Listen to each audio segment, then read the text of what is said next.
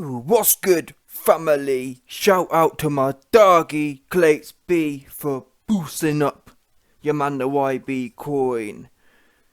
Well, you know what? This for me was a bit of a robbery. I can't lie to you. Yeah? I struggled all of the rounds that Katie Taylor won. Maybe the sixth was a blatant win. But even the sixth, I ended up giving Katie Taylor about 3 or 4 pity rounds at the most. And what I mean by pity rounds is kind of like, well, it was a 50-50 round. And what you notice is, I score boxing a bit differently to people. In as much as, if you're applying pressure all night, and you're the smaller fighter, we know for a fact Serrano went up 2 weight classes, yeah? She was applying pressure the whole night. If you're the smaller, for example, yeah, we all saw what happened when Lomachenko fought Rigondeaux. Same kind of thing. 2 weight classes above. Rigondeaux went up 2 weight classes, yeah? And guess what? He got schooled. Now, okay, Serrano, even if you call it 1 weight class, the point is, people, when you are the bigger man or the bigger woman, and you're the super champion as such, in my opinion, there is an expectation. You almost go in a round down in my book, because you're bigger and you're supposed to be better, so you best show that, if you get what I'm saying. In other people's scoring, if you're the super champion and you're bigger, somehow they give you a round up. I don't. Yeah? I believe if you're that great and you're that big, you should make it clear. Yeah? It shouldn't be, well, you're that big and that great, so I'm going to give you an extra round when you're losing. No. So on that basis, you got the smaller woman chasing you around all night. And it wasn't like, what's that chick's name? In Katie Taylor's last few fights, she recently had a rematch. And that was, some chick was sloppily following her around the ring, getting her head jabbed off. This wasn't one of them ones. Serrano was applying pressure and licking Katie Taylor up. And a lot of the shots Katie threw back, this wasn't the case of Serrano's just following around and getting her bonce jabbed off. No. Serrano was following her, slipping, sliding, and getting in. And that's what I'm trying to say. Even in the rounds that Katie arguably won, Serrano was going punch for punch with her in them situations. So it's kind of like, honestly, if you tell me what rounds Katie Taylor won, clearly you ain't getting more than 3 or 4 in there. And then, when you add in something that Clarissa Shields made a great point about, is that, yeah, now we all know women's boxing isn't men's. Why is that relevant? Well, you almost have to bear in mind that it's hard enough for men to get KOs these days. We're seeing heavyweights like Anthony Johnston go the distance. We're seeing explosive 250-pound trained men who can't get stoppages. So now factor that down to women who are 130-pound. Amanda Serrano ain't going to clock. The chances of Amanda Serrano clocking Katie Taylor, the bigger woman, and her just going out cold is remote. So you have to almost reduce it. Okay, well, women aren't going to get KOs. They aren't really going to get knockdowns.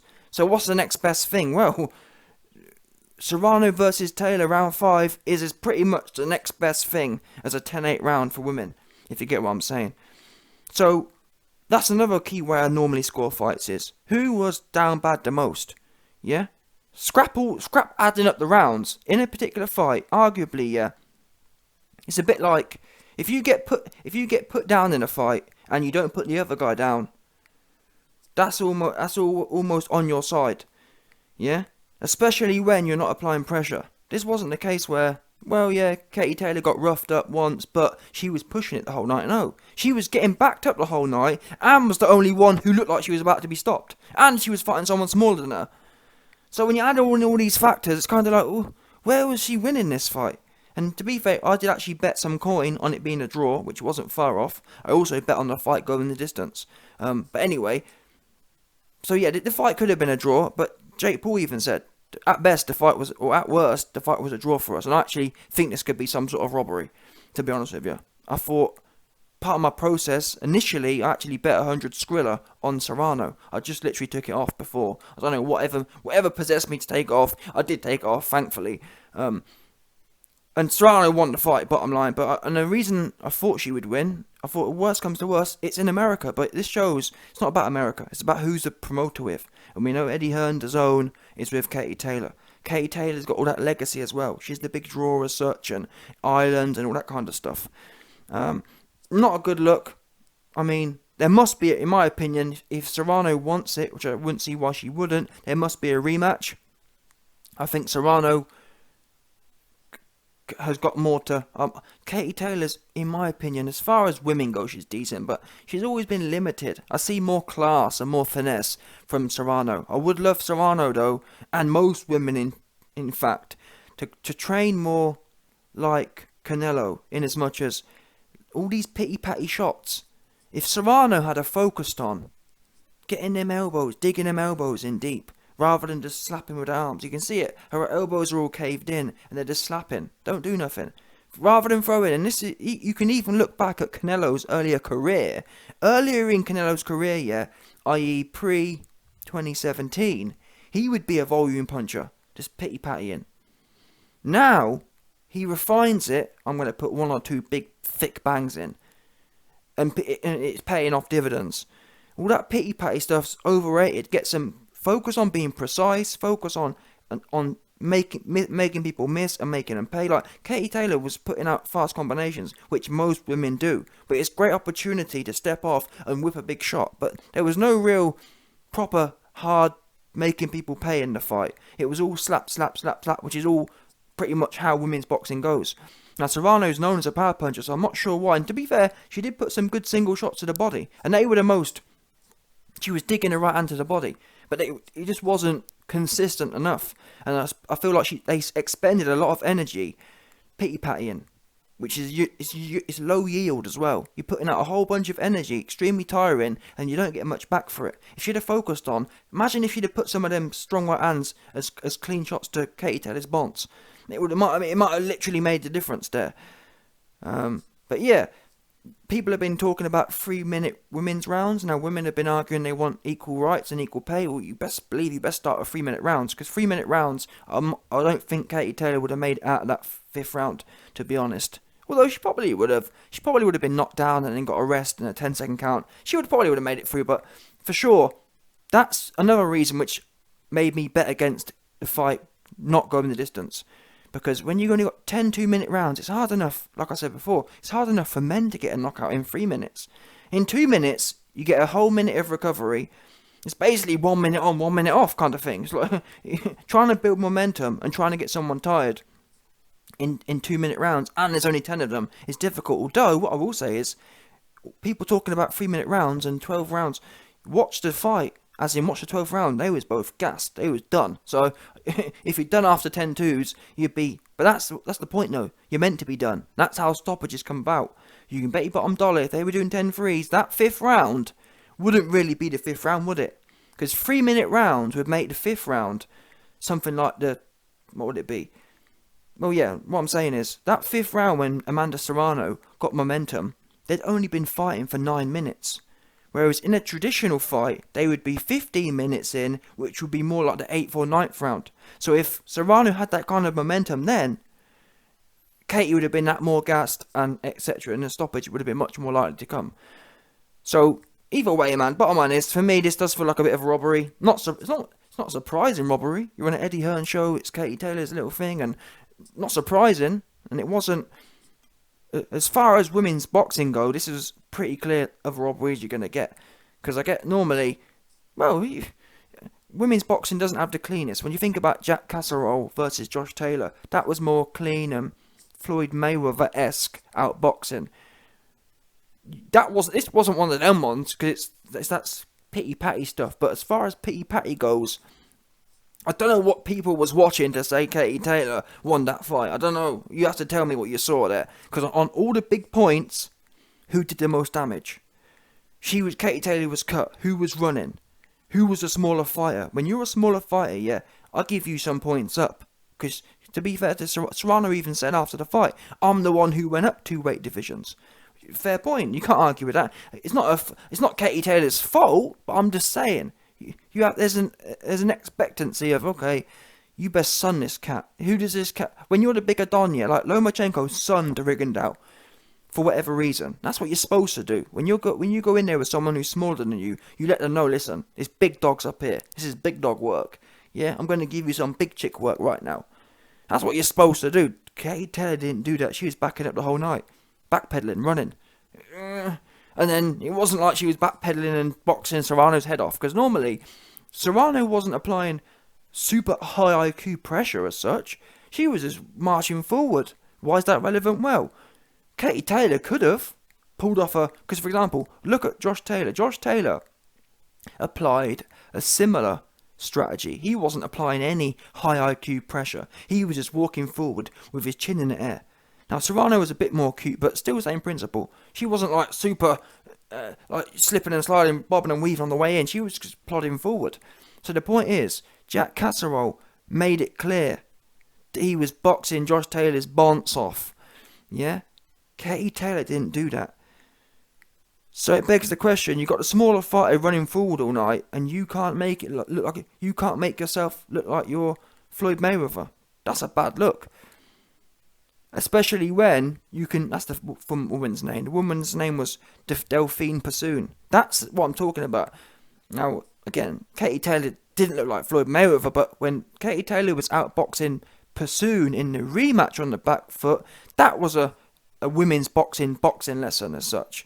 Because Pursoon was walking forward, getting that big stiff Swedish head boxed right in for her. Yeah, this wasn't one of them ones. Katie Taylor was on the back foot, but she weren't having much effect. Certainly not picking up more of the rounds. So there must be a rematch. This for me, it's not even a draw. Serrano won this fight, to be quite frank, on every single point. And if you disagree, I'd love to hear from Katie Taylor fans. What big... If you think about all the big points of boxing, pressure, most damage, best defense, you know what I'm saying? Which did she win? You know what I'm saying? Which area of all the big? In fact, scrap it. Even the little areas. What did she win? Which ones? It wasn't body punching. Serrano was the better body puncher as well. Something which is very unique in boxing. Full stop. We don't see many people digging to the body ever.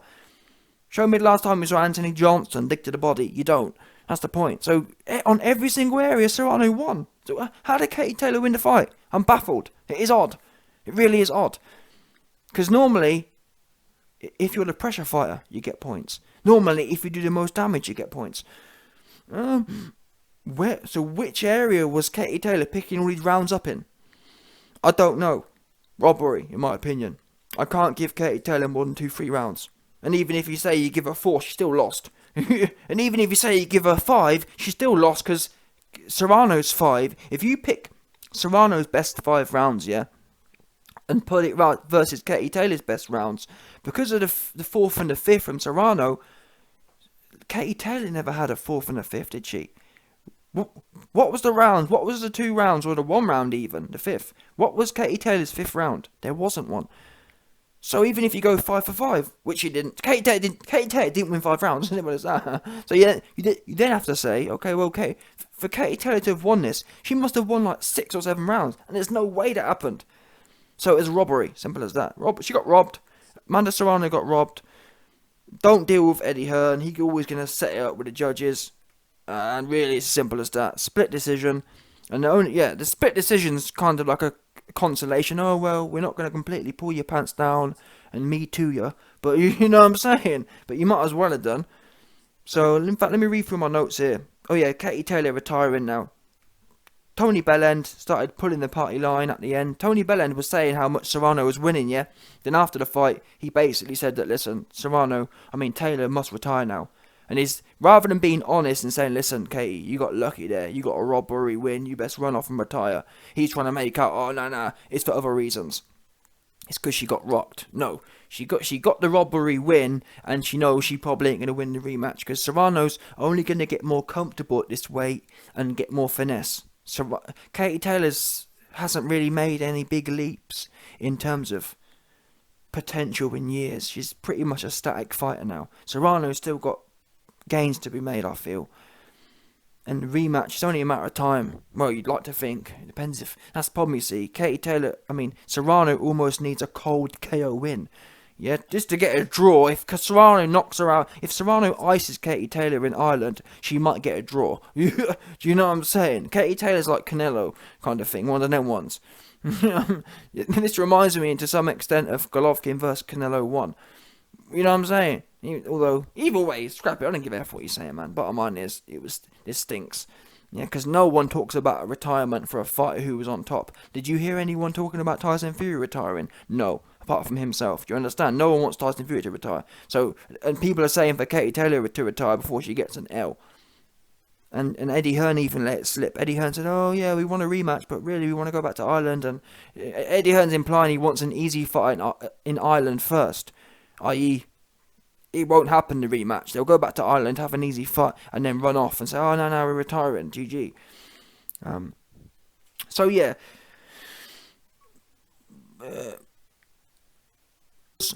I was impressed with it.